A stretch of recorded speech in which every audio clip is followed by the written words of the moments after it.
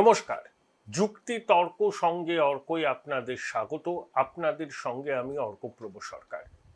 আজকের এই প্রতিবেদনের শিরোনাম দিয়েছি অল্প বিদ্যে ভয়ঙ্করী। কেন এটা বলছি সেটাই আপনাদের কাছে বলার চেষ্টা করব। তার আগে জানাই, এই চাঁদি ফাটা গরমে নির্বাচনী প্রচারে প্রধানমন্ত্রী এসেছেন রাজ্যে। একটি সভা থেকে তিনি বলেছেন যে তৃণমূল আপনাদের ভুল বোঝাচ্ছে কিরকম সেটা আপনারা বুঝে নিন।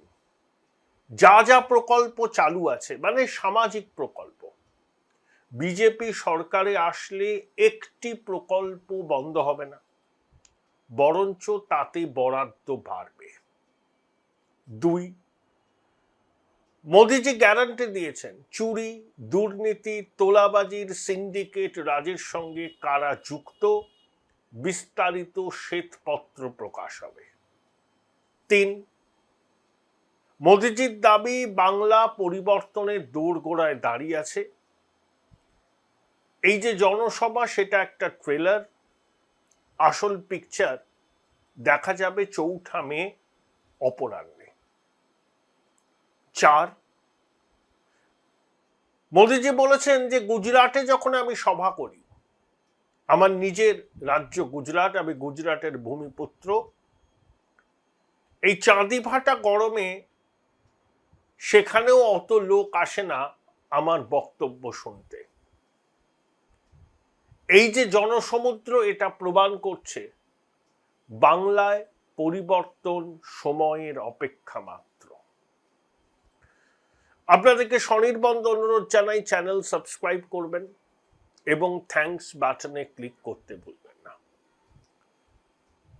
দেখুন, লক্ষ্মীর ভান্ডার প্রকল্পের বিকল্প হিসাবে অন্নপূর্ণা ভান্ডার কিন্তু বিজেপি চালু করেনি। তারা কি বলেছে? মাতৃশক্তিকে ক্ষমতায় আসলে প্রতি মাসের প্রথম 5 দিনের মধ্যে অ্যাকাউন্টে 3,000 টাকা করে ঢুকবে। অর্থাৎ প্রকল্পের নাম হয়তো বদল হবে না, কারণ ধরুন অন্নপূর্ণা ভান্ডার যদি বিজেপি বলতো, সঙ্গে সঙ্গে তৃণমূল এবং আইপ্যাক বলা শুরু করে দিত, দেখো লক্ষ্মীর ভান্ডার বন্ধ হয়ে যাচ্ছে। এই সুযোগটা বিজেপি কিন্তু দিতে চায়নি। তারা শুধু বলেছে যে 1,500 টাকার বদলে 3,000 টাকা মাতৃশক্তির অ্যাকাউন্টে আসবে, এবং যুবসাথী প্রকল্পের নামও বদল করেনি।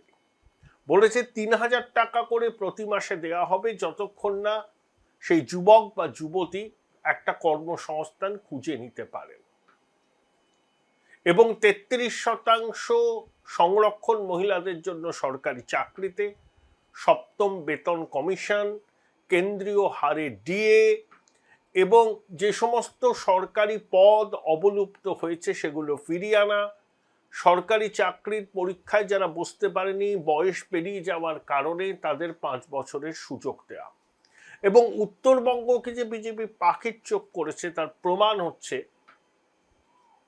এইমস, আইআইটি, আইআইএম এবং একটা ক্যান্সার গবেষণা এবং হাসপাতাল তৈরির প্রতিশ্রুতি বিজেপি তাদের সংকল্পপত্রে দিয়েছে। তাছাড়া ধরুন অভিন্ন দেয়ানি বিধি টিধি ওসব তো রয়েছেই, এবং অনুপ্রবেশ যে বিজেপির কাছে একটা বড় নির্বাচনী হাতিয়ার, সেটাও কিন্তু সংকল্পপত্রে পরিষ্কার করে দেওয়া হয়েছে। ওই যে প্রধানমন্ত্রী এবং স্বরাষ্ট্রমন্ত্রী বলেছিলেন না, ডিটেক্ট, ডিলিট এবং ডিপোর্ট, 3D, অর্থাৎ কে অনুপ্রবেশকারী সেটাকে ডিটেক্ট করো, তার নাম তালিকা থেকে মোছো, এবং তারপর তাকে ডিপোর্ট করো। দিদিমণি একটা কথা বারবার করে বলছেন যে 19 লক্ষ নাম বাদ গিয়েছিল আসামে এনআরসিতে, তার মধ্যে 13 লক্ষ হিন্দু। প্রথম কথা, আসামে এনআরসির প্রক্রিয়াটাই বাতিল হয়ে গেছে। দিদিমণি লোককে ভয় দেখাচ্ছেন। সিএ তো আইনে প্রণয়ন হয়েছে, সিএ তে আবেদন করে নাগরিকত্ব পাচ্ছেন সবাই। দিদিমণি ভয় দেখাচ্ছেন, আসলে তার বলার মতো তো কিছু নেই। কি বলবেন? মানুষ 15 বছরে দেখেছে তৃণমূল কি করতে পারে। তাদের ধ্যান ধারণা, চাল চলন, আচার ব্যবহার সম্পর্কে মানুষ একেবারে 16 আনার উপর 18 আনা পরিচিত। দিদিমণি যতই কাঁদুনি গান, যতই সিম্প্যাথি করানোর চেষ্টা করুন, যতই ভিকটিম কার্ড খেলবার চেষ্টা করুন, মানুষ বুঝে গেছে যে 15 বছরে তৃণমূল জমানা পশ্চিমবঙ্গের মানুষকে কি দিতে পারে। তাদের আর নতুন করে দিদিমণির কথার উপর ভরসা রাখার কোনো কারণ কি আছে? কর্মসংস্থান নেই, শিল্প নেই, পরিকাঠামো নেই, শুধু আপনি ভাতা দিয়ে যাবেন, ভাতা দিয়ে যাবেন, ঋণ করবেন, ভাতা দিয়ে যাবেন। দিদিমণি না হয় বলছেন, কিন্তু অভিষেকের একটা কথা শুনে আমি কালকে ভীষণ রকম পুলকিত হলাম। প্রত্যেক রাজনৈতিক নেতার না একটা করে ইউটিউব চ্যানেল আছে, অভিষেক অফিসিয়াল বলে একটা ইউটিউব চ্যানেলে আমি মোবাইল স্ক্রোল করতে করতে হঠাৎ করে দেখি অভিষেক অফিসিয়াল। খুব ভালো ভিউ হয়েছে একটা ভিডিওটা হলো অভিষেক তারাপীঠের মায়ের মন্দিরে মাকে দর্শন করতে যাচ্ছেন। সবুজ গালিচা পাতা হয়েছে, অভিষেক দৃপ্ত ভঙ্গিতে হেঁটে যাচ্ছেন, নিরাপত্তা রক্ষীরা আছেন, মানুষ খুব নিষ্পৃহ, কয়েকজন হাত বাড়িয়েছেন ইত্যাদি। কেন আমি এটা বললাম? তারাপীঠের মন্দিরে মাকে দর্শন করতে যাচ্ছেন একজন রাজনৈতিক নেতা, যিনি বৈভবে রাস পালন করতে অভ্যস্ত, দিদিমণির আলোয় আলোকিত, তার জন্য সবুজ গালিচা এবং অভিষেকের বডি ল্যাঙ্গুয়েজ, অহংকার, দম্ভ চুইয়ে চুইয়ে পড়ছে। হাঁটা চলা ভাবভঙ্গি, অহংকার সর্বস্ব, এবং পুরো এই যে হাসছে বা হাত মেলাচ্ছে ওটাও কিন্তু কৃত্রিম। দিদিমণিকে আমরা সমালোচনা করি কেন? তার ব্যাড গভর্নেন্সের জন্য। চুরি ডাকাতি দেখে তিনি কিছু করেননি, নইলে বালু মল্লিককে আবার কেউ প্রার্থী করে? কিন্তু দিদিমণির মানুষের সঙ্গে মিশে যাওয়ার একটা সহজাত ক্ষমতা আছে। ধরুন তারাপীঠে দিদিমণি কাউকে মাকে দর্শন করতে গেলেন, পুরো ছবিটাই অন্যরকম হতো। মানুষের সঙ্গে ইন্টারাকশন সেটা দিদিমণি ভালো পারেন। আর অভিষেক গেলেন যেন রাজাধিরাজ যাচ্ছেন, বড্ড চোখে লাগে। বাঙালি এগুলোতে অভ্যস্ত নয়। এই হামবরা ভাব, এই দম্ভ, এই অহংকার, এই র্যাম্পে হাঁটবো, এই বৈভবে রাস পালন করবো, ঘুরে বেড়াবো যেন তিনি প্রধানমন্ত্রী। আসলে তিনি নিছক একজন সাধারণ সাংসদ, আঞ্চলিক দলের সর্বভারতীয় সাধারণ সম্পাদক, মানে গেঞ্জির আবার বুক পকেট। সেই অভিষেক বন্দ্যোপাধ্যায় কালকে অমিত শাহের সংকল্পপত্র প্রকাশের পর সাংবাদিক বৈঠক করে অনেক কথা বলেছেন, কিন্তু একটা কথা শুনে আমি হাসি চাপতে পারিনি। বলছেন শেখ হাসিনা অনুপ্রবেশকারী না শরণার্থী? এই হলো অল্পবিদ্যে ভয়ঙ্করী। বিদেশ নীতি, প্রতিরক্ষা নীতি, আর্থিক নীতি, এইসব নিয়ে কালীঘাটের ব্যানার্জি পরিবার কেন কথা বলে? ন্যূনতম ধ্যান ধারণা জ্ঞান কিন্তু নেই। শেখ হাসিনাকে ভারতবর্ষ কেন আশ্রয় দিয়েছে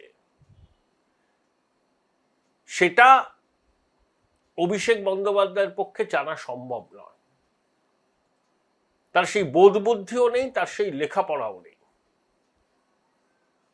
বাংলাদেশের মুক্তিযুদ্ধে ইন্দিরা গান্ধীর সমর্থন, ভারতের সেনাবাহিনীর সমর্থন, সে তো ঐতিহাসিক দলিল। মুজিব খুন হয়ে যাওয়ার পর শেখ হাসিনা দীর্ঘদিন ভারতবর্ষে থাকা, প্রণববাবুর সঙ্গে তার একেবারে কি বলবো ব্যক্তিগত পারিবারিক সম্পর্ক গড়ে ওঠা, শুধু কংগ্রেস নেতৃত্ব নয়, বিজেপি নেতৃত্বের সঙ্গেও শেখ হাসিনা এবং তার পরিবারের সুদৃঢ় ব্যক্তিগত সম্পর্ক আছে। শেখ হাসিনা যদি বাংলাদেশে থাকতেন তিনি খুন হতেন। ওই র্যাডিক্যাল ইসলাম, ওই জঙ্গি হিজবুত তাহরির এবং উগ্র জামাত তাকে খুন করত। সেফ প্যাসেজ দিয়ে বাংলাদেশের সেনাবাহিনী শেখ হাসিনাকে ভারতে নিয়ে এসেছিল এবং যতদিন খুশি শেখ হাসিনা ভারতে থাকবেন, কারণ বাংলাদেশ তার কাছে নিরাপদ নয়।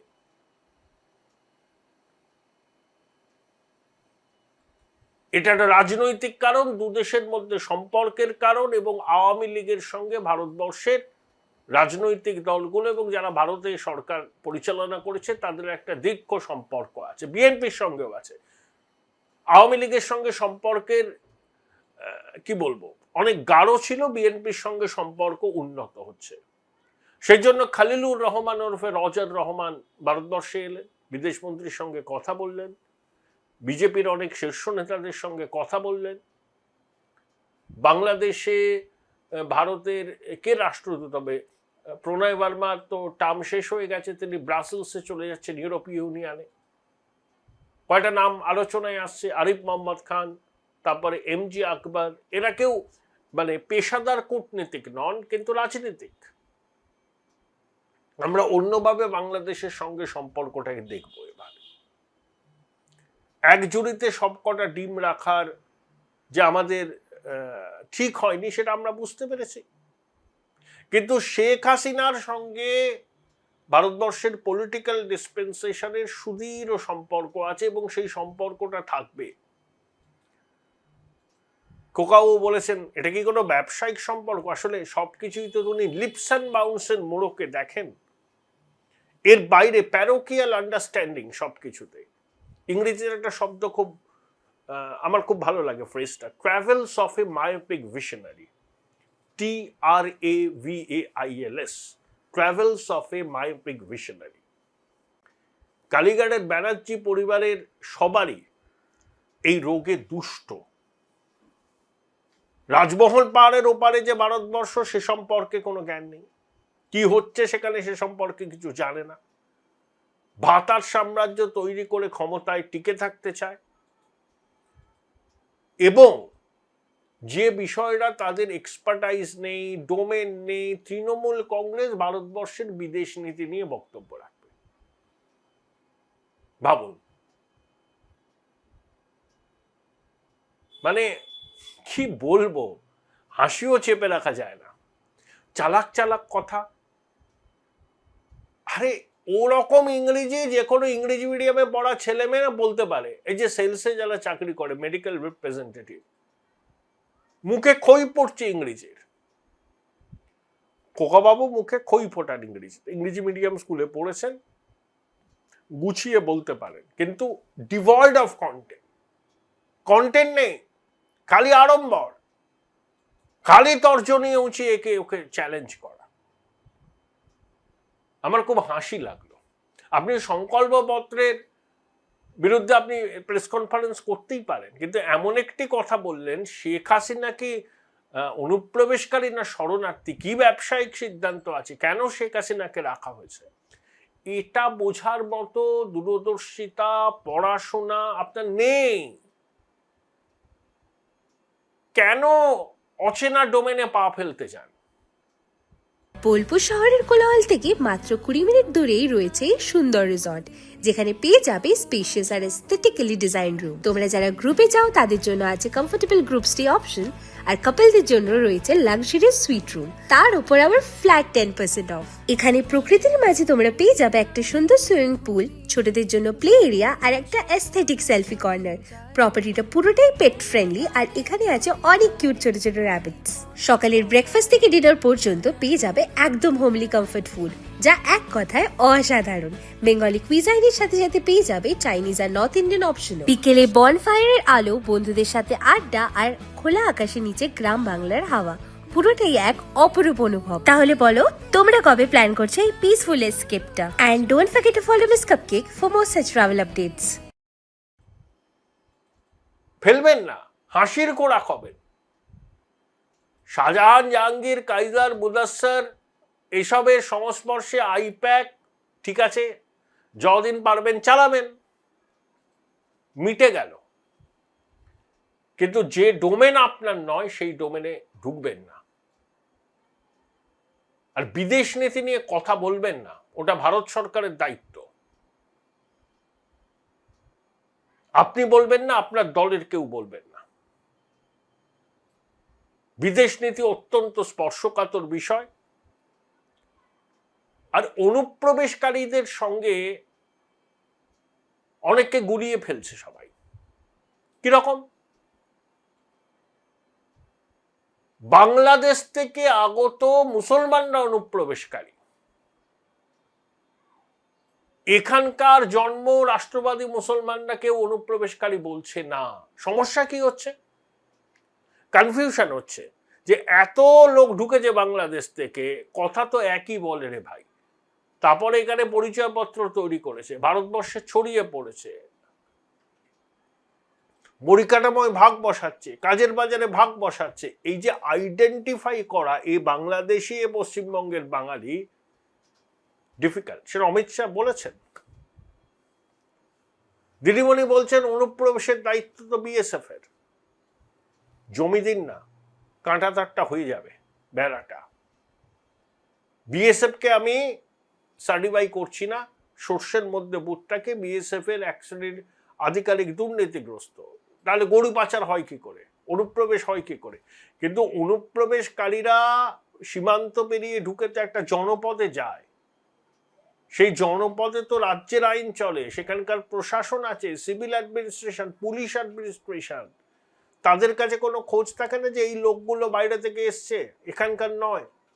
তা না করে শাসক দল, আগে সিপিএম করত, তাদের জামাই আদর করে, লাল কার্পেট বিছিয়ে অভ্যর্থনা জানায়, প্রয়োজনীয় নথিপত্র জোগাড় করে দেয়, সরকারি সাহায্য তারা পেতে থাকে এবং ভোটার তালিকাতেও নাম উঠে যায়।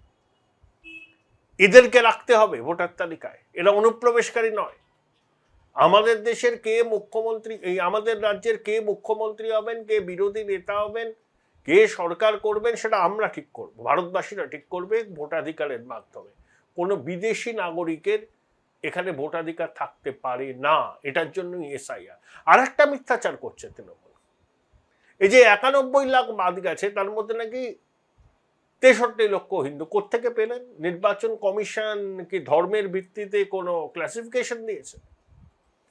58 লক্ষ তো মৃত, শিফটেড, অ্যাবসেন্ট, ডিলিটেড, আর 5 লক্ষ শুনানির নোটিশ পেয়েও আসেননি, মানে এরা ভোট দিতে ইচ্ছুক নয়। তাহলে 63 লক্ষ, এর মধ্যে হিন্দু মুসলমান সব আছে। আরে মৃত হিন্দু হোক মুসলমান হোক, একাধিক জায়গায় নাম তোলা হোক, হিন্দু হোক মুসলমান হোক, তা থেকে এসে যায়। কিন্তু তথ্যগত অসঙ্গতির পর যে 27 লক্ষ নাম বাদ গেছে, তার মধ্যে 65% মুসলমান। আপনি কোত্থেকে পেলেন যে 63% হিন্দু? আই প্যাকেট তৈরির ন্যারেটিভ খাইয়ে মানুষকে বিভ্রান্ত করছেন। এবং মিথ্যাচার তো তৃণমূল করবেই, রন্ধে রন্ধে দুর্নীতি এই দলটা। আরে সর্বোচ্চ নেতা নেত্রী অনর্গল মিথ্যা কথা যখন বলেন, তখন সর্বস্তরে এই মিথ্যার রোগটা চালিয়ে যায়, ব্যতিক্রম কি করে হবে? কিন্তু খোকাবাবুকে আমি বলি, অল্প বিদ্যে ভয়ঙ্করী। যে ডোমেনে আপনার কোনো এক্সপার্টাইজ নেই, নলেজ নেই, স্পর্শকাতর বিষয়, ভারত বাংলাদেশ সম্পর্ক, নতুন সরকার এসছে, ওখানকার বিদেশমন্ত্রী দেখা করে গেছেন, পারস্পরিক আদান প্রদান চলছে, নতুন করে আমরা সম্পর্কের পুনর্বিন্যাস করব, নতুন রাষ্ট্রদূত যাচ্ছেন, আলটপকা বলে দিলেন, যা বোঝেন না তা বলে দিলেন। তাই আমি শিরোনাম দিয়েছি অল্প বিদ্যে ভয়।